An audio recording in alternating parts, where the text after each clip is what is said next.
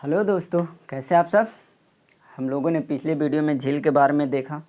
आज भी उसी के क्रम में कुछ और झील का निर्माण को देखेंगे, जिसमें से एक हमारा क्रेटर झील है। ठीक है, तो क्रेटर झील कैसे बनता है। क्रेटर झील का निर्माण दो प्रकार से होता है दोस्तों। जब कोई ज्वालामुखी फटता है, ठीक है, तो इस प्रकार से फटता है, यहाँ से लावा का उद्गार होता है। ठीक है, अब यह लावा जो है धीरे धीरे ठंडा होता है और इधर जमना प्रारंभ कर देता है। ठीक है, ऐसे ऐसे जमना प्रारंभ कर देता है। ठीक, अब ये कुछ ऐसा प्रक्रिया पृथ्वी का अंदर होते रहता है जिसके कारण लावा फटता भी है और लावा नहीं भी फटता है, जिसको हम शांत ज्वालामुखी के रूप में देखते हैं या फिर उद्गार ज्वालामुखी के रूप में देखते हैं। ठीक है, जिसमें कभी नहीं ज्वालामुखी फटने का आशंका रहता है उसको हम शांत ज्वालामुखी कहते हैं। ठीक है, अब जब ज्वालामुखी फटेगा नहीं तो यह ज्वालामुखी का मुख जो है, ये ज्वाला का मुख है, इसमें गड्ढा हो जाता है और इस गड्ढा में बारिश का पानी आकर के जमा हो जाता है। ठीक है, अब ये बारिश का पानी आकर के जमा हो गया इसमें, तो यह किस चीज़ का निर्माण किया, झील का निर्माण कर दिया। अब इस यही झील को हम क्या कहते हैं, क्रेटर झील कहते हैं। क्रेटर झील का निर्माण एक और प्रकार से होता है। जब कोई आसमान से उल्का पिंड गिरता है, उल्का पिंड तो आप लोग जानते होंगे, अगर नहीं जानते हैं तो उल्का पिंड एक आकाशीय पिंड होता है जिसको पत्थर के रूप में हम समझ सकते हैं। वह पृथ्वी पर आकर के गिर जाता है। ठीक है, अब जब पृथ्वी पर आकर के गिर जाएगा तो वह बहुत बड़ा गड्ढा का निर्माण करता है। ठीक है, बहुत बड़ा गड्ढा का निर्माण कर देता है, जैसे हमारा ये दिख रहा है। ठीक है, अब यही गड्ढा में फिर बारिश का पानी आकर के जमा हो गया या फिर किसी और वजह से इसमें आकर के पानी जमा हो गया तो यह झील का निर्माण कर देता है। अब जब यह झील का निर्माण करेगा तो इसको क्या कहेंगे, क्रेटर झील कहेंगे। आगे हम देखेंगे ज्वालामुखी से बना हुआ क्रेटर झील कौन सा है, लेकिन वर्तमान समय में हम लोग देखते हैं कि उल्का पिंड के कारण बना हुआ क्रेटर झील का उदाहरण एक हमारा महाराष्ट्र में है, जिसको हम लोग बोलते हैं लोनार झील। समझ में आया दोस्तों, ये हमारा लोनार झील महाराष्ट्र का। एक मानव निर्मित झील भी होता है दोस्त। अब ये मानव निर्मित झील कैसा होता है, मानवों द्वारा बांध बनाकर किसी नदी पे वहाँ के पानी को इकट्ठा करना मानव निर्मित झील कहलाता है। जैसे में अमेरिका के एक कोलोराडो नदी है। ठीक है, कोलोराडो नदी बह रही है दोस्तों। अब इस पे एक बीच में बांध बना दिया। अब इसमें बांध बीच में बनाया तो इधर क्या हो गया, पानी का क्षेत्र भर गया। अब यह पानी का क्षेत्र भर जाने के कारण यह कोची का निर्माण किया, झील का निर्माण किया।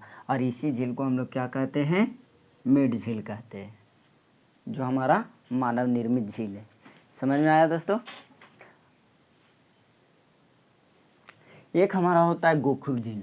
अब ये गोखुर झील क्या होता है, जब कोई नदी ऐसे बह रही हो विसर्प रूप में बहती हुई, मान लिए यहाँ पे इसको भूमि जो है क्या मिल गया, हार्ड मिल गया, भूमि मजबूत मिल गया, तो इसको काटने के बजाय यह नदी जो है इस प्रकार मुड़ जाती है।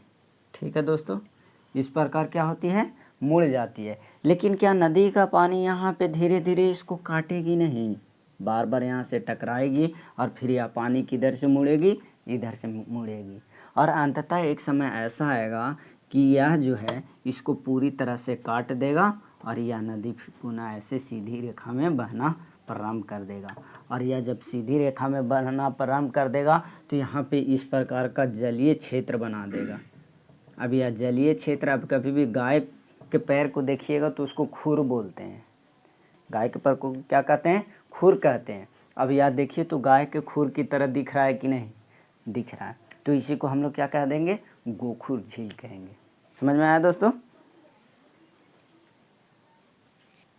देखते दोस्त, हम लोग झील के निर्माण को देखें। यह झील का निर्माण हम इसलिए देख लिए इन सबों का, और भी झील का निर्माण तरह तरह से होता है। जैसा कि हमने बताया कि अलग अलग जगहों पर झील का निर्माण अलग अलग तरीके से होता है। तो जहाँ जहाँ झील मिलेगा और उसका निर्माण कैसे हुआ, उस क्रम में एक दो छूटा हुआ है तो उसको भी हम बता देंगे। लेकिन जो मुख्य था सारा बताया मैंने। और ये इसलिए बता दिया क्योंकि अभी दक्षिण अमेरिका, उसके बाद अफ्रीका, एशिया, यूरोप भी पढ़ना है, तो वहाँ पे भी झील का निर्माण मिलेगा, झील मिलेगा, तो उसका निर्माण हमें दोबारा नहीं पढ़ना पड़ेगा। और जैसा कि मैंने आप लोगों से बोला था कि आपको टेंशन लेने की ज़रूरत नहीं है, आपको नॉर्थ अमेरिका के सारे देशों का नाम याद होगा और होगा। ठीक है, आप लोगों को मैंने 3 देश को तो नाम याद करा दिया है, कनाडा, यूएसए और मैक्सिको। ये 3 देश में तो कोई दिक्कत नहीं होना चाहिए, आप लोगों को 3 देश याद है। अब देखते हैं इसके नीचे 7 गो देश और है यहाँ पे। ठीक है, तो इसको हम याद करेंगे बिग हेन से। और यह जो है क्रमबद्ध तरीके से है, उत्तर से दक्षिण की ओर। ठीक है, बिग हेन।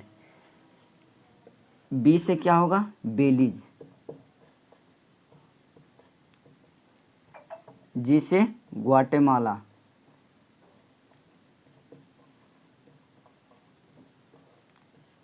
एच से होंडुरास। ई से अल सल्वाडोर।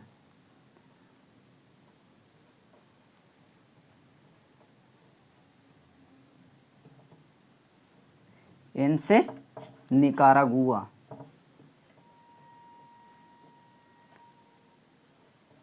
ठीक है, यहाँ तक कोई दिक्कत? आप लोग को सिर्फ बिग हेन याद करना है और 4 बार इन देशों का नाम बोलना है, आराम से याद हो जाएगा। ठीक है, Belize, Guatemala, Honduras, El Salvador, Nicaragua. Belize, Guatemala, Honduras, El Salvador, Nicaragua. Belize, Guatemala, Honduras, El Salvador, Nicaragua. 2 गो देश आपको ऐसे याद करना है जिसका कोई ट्रिक नहीं है। कोस्टा रिका,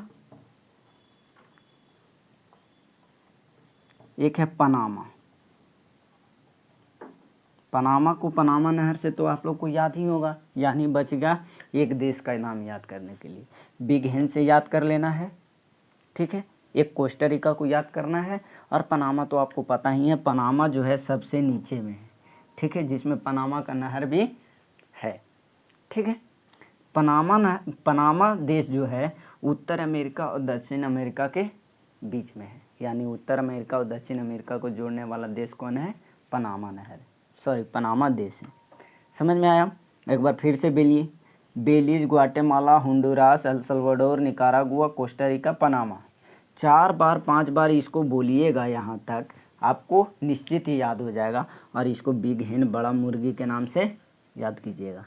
और एक देश आप याद कर लीजिएगा, कोस्टा रिका, और पनामा आपको याद ही है। ठीक है, कोई दिक्कत यहाँ तक? अगर कोई भी प्रॉब्लम हुआ होगा तो कमेंट ज़रूर कीजिएगा।